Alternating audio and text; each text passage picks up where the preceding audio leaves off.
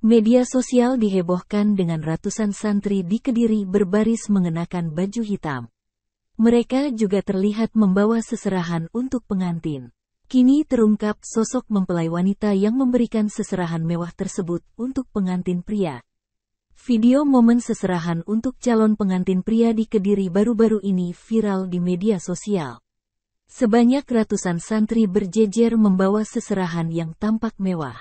Momen seserahan mewah untuk calon pengantin pria di Kediri itu viral usai beredar video yang diunggah oleh akun @seserahan.ta, Minggu, tanggal 3 Desember tahun 2023.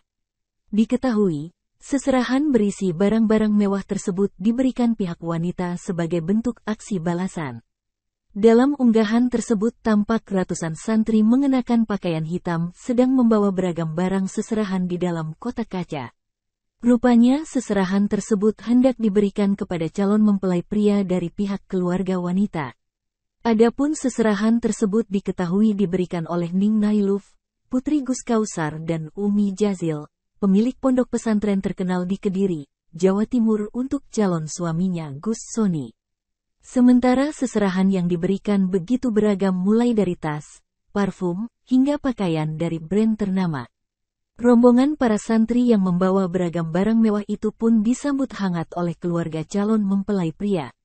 Serupa dengan sang calon istri, Gus Soni juga merupakan putra dari pengasuh pondok pesantren Al-Falah Ploso Kediri yang bernama Kiai Haji Nurul Husa Jazuli bin Kiai Haji Jazuli. Seserahan untuk calon mempelai wanita sendiri sudah diberikan beberapa waktu sebelumnya dengan barang-barang yang tak kalah mewah pula.